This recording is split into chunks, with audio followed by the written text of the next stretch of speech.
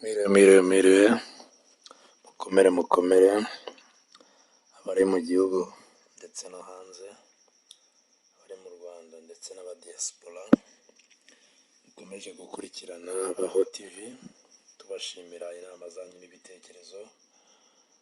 Turi ku kiganiro rero abantu benshi bakunda kuvuga bati jye nkunda Imana, abandi bati jye nkunda gukorera Imana, abandi bati ndi umuntu w'Imana. Ni byiza abakurikiye Baho TV rero, ariko twagiye twumva ibiganiro bitandukanye, bamwe bavuga bati nkunda Imana cyane, ugasanga umuntu afite saro yiwe mu nzu, saro ubwayo wareba amakaro, wareba plafo, wareba ibindi bitandukanye bigahagarara nka miliyoni 9 kandi ataratanga n'umufuka wa sima kugira ngo bubake urusengero. Uwo muntu akavuga ko akunda Imana bikomeye cyane, ndetse ari umuntu ufite umutima ukomeye.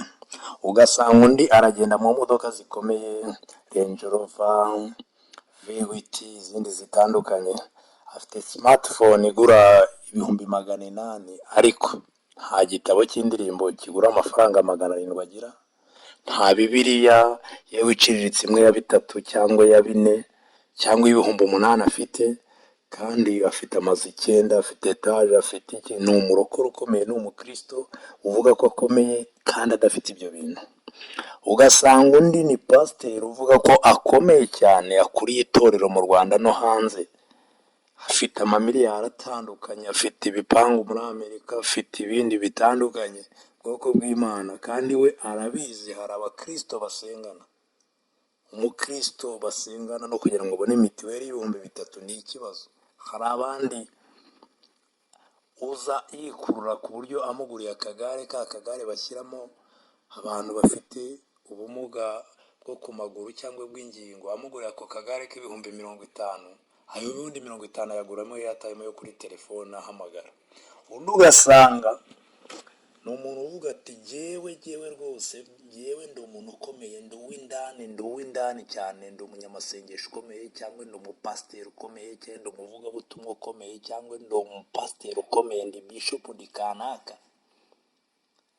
Aravuga ati jyewe rwose nkora ibitangaza, miracle church, ibintu bitandukanye by'ibitangaza, muze rwose kuri televiziyo, muze tubasengere. Ubwoko bw'Imana ntabwo duhakana ibitangaza, ariko se televiziyo niho haba abarwayi, cyangwa abarwayi babasehashika, Faisal, ku Muhima, mu bitaro bya bitandukanye byo mu Ruhengeri, ahandi hatandukanye. Abarwayi murabizi baba mu bitaro, ntabwo baba kuri televiziyo.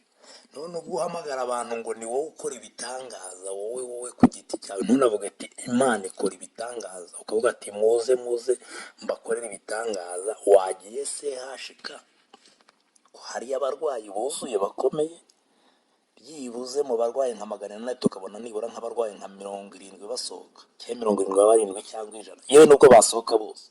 Icyo gihe niyo umuntu yaba atazi Imana, niyo yaba atarumvise Imana, niyo yaba asenga muri Buda, murabazi babandi basenga Buda, batemera Imana, bahakana Imana, icyo gihe yakumva ko Imana yakoze igitangaza. Bene data, ntabwo mpakana ibitangaza.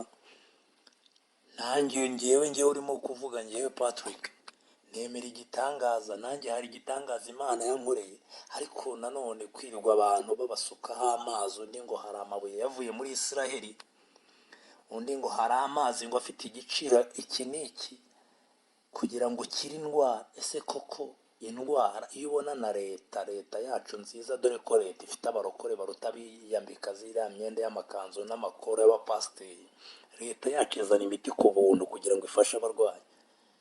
Kuko ubu tugiye kuvuga ngo imiti ya sida iragurwa, atari leta yabigizemo uruhare. Nshuti bene data, abantu benshi bapfa, ariko leta iremera ikitanga, ikayizana ku giciro cy'ubuntu kugira ngo ifashe abarwayi b'abanyarwanda n'abandi b'abanyamahanga batuye mu Rwanda, kugira ngo abantu be gupfa. None mwebwe koko nshuti bene data, ndabivugana agahinda, abantu b'abapasiteri, abesikuru, ngo urazana amazi ngo uvanye muri Israheli, ngo urazana ngo amabuye uvanye muri Israheli. Uturusha amabuye mu Rwanda se? Urw'imisozi 1000 uza amabuye arimo? Hariya amabuye menshi. Nshuti bene data, ndabivugana agahinda kubera umubabaro.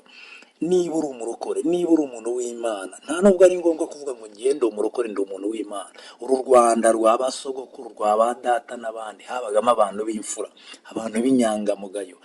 Ntabwo twari tuzi Imana cyane, cyangwa na ba data na ba sogokuru ngo bari bazi Imana cyane, ariko bari abasaza b'inyangamugayo badahemuka. Umusaza mugirana inama, icyo muvuze mukagisohoza amahoro. none ubu pasiteri ashobora no, iyo mudahuje ngo muhurire ku ifaranga, ibindi ntibyakunda. Si bose, ndavuga ba bandi nk'uko tujya tubona Bishop Gafaranga hari ababwira ugasanga bamwe barakaye. Uriya ni umukozi w'Imana Gafaranga, Imana imuha umugisha rwose, kuko akebura bamwe abandi bakabyumvira.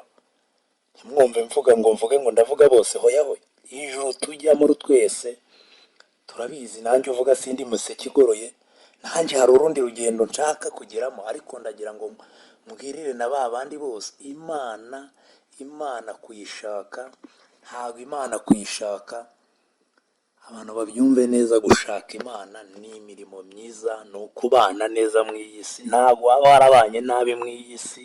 Hari abantu njya numva bavuga ngo agiye guhanuza, ngo bamuhanurire, ngo yumve icyo Imana ivuga. Mbese niba uri umusambanyi uragira ngo Imana ikuvugeho iki? Ntuzi ko usambana. Niba uri umurozi uragira ngo Imana ikuvuzeho iki? Ntuzi kuroga. Niba uri umwicanyi, niba uri umugizi wa neza se, ukaba ufasha abakene, nubwo umuntu yajya akanyarira, akajyaho akamara iminsi 7 asenga akanyarira, undi akajya kizabonwa, undi akajya ku bitare bya, niba ari ibyahebye cyangwa ubu n'ibyaha, undi akajya mu mazi byumba, wowe ugafata inoti yawe y'1,000 ukaguramo isabune y'100, ugafata iteremusi yawe ugashyiramo igikoma kitarenze amafaranga 300, ayo ni amafaranga 400, ukagenda ukagura umugati ugura 500, ubwo bibaye amafaranga 900, ugateka n'umunyonzi wenda ukagenda bikaba 1,000, ukajya gusura abarwayi batandukanye, ukabasukiramo ka gakoma, ukabasomera ijambo ry'Imana, warangiza ukabaha agasabune, abadafura bagafura.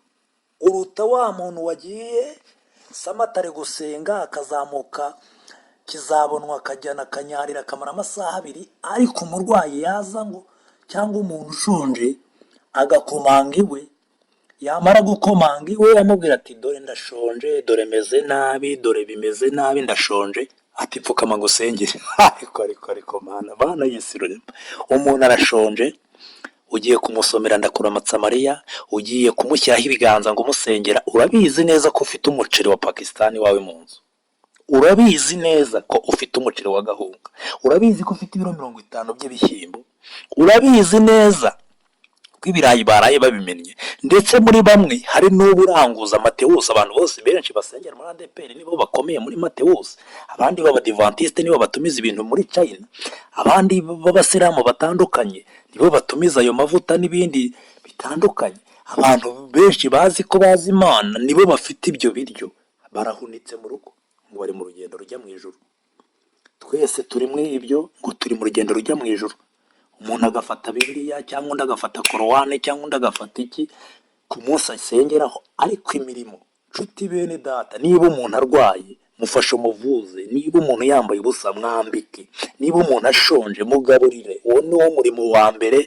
Naho ibindi nubwo waruririmba ukarusha Celine Dion ijwi, ugahogoza ukarusha abahanzi bakomeye tujya twumva, baba ba gospel n'abandi batari aba gospel, nubwo wabwiriza ijwi risaraye biriya bigezweho, umuntu akivugisha ngo haleluya, ukumva ikijwi rwose wagira ngo ni cya Decat Vivo 250. Umve, icy'ingenzi ni imirimo. Ubu ndimo ndareba abakozi b'Imana batandukanye, Imana iriho imigisha, mwe mutabibona. Iyo ubona umuntu nk'uriya ngo ni bagiti, ntuzite ku misatsi ye, ntuzite ku biki, ukabona arafasha abakene. Ukareba uriya wo ku Isimbi ukabona arafasha abakene, ukareba Gahongayire arimo aravuganira abakene, abantu bakajya kwivuza hanze, hanyuma wowe ukamutindaho ngo bagite ngo afite imisatsi. Ese we niba ufite imisatsi yo ku mitima, imisatsi y'ubugome, imisatsi y'ibindi bitandukanye, iriya yo ku mutwe we wanayogosha mu gitondo, ni ukugenda gusa umukwaferi yashyiraho urwembe yayogosha, ariko iyo ku mitima niyo mibi. Nshuti bene data, mureke dushaka Imana, dukora imirimo, twigire ku birenge by'abatubanjije, dukore imirimo. ujya ureba imirimo itandukanye ukabona abantu bakomeye, ukabona ariko umurimo w'Imana ni ugufasha mugenzi wawe, kuko Imana nturayibona, usibye kuyumva nturayibona. Ngira ngo na Mose yayibonye mu bitugu. None uwo mwene data mwegeranye, uwo mukene mwegeranye, uwo murwayi mwegeranye, uwo wirirwa uryanira inzara, ese ko iyo umuntu umwanze ukamwanga n'uwo muturanye, ariko ukumva amarira ye, ukumva ararira, ukumva aragira ate, ntumuhe agaciro.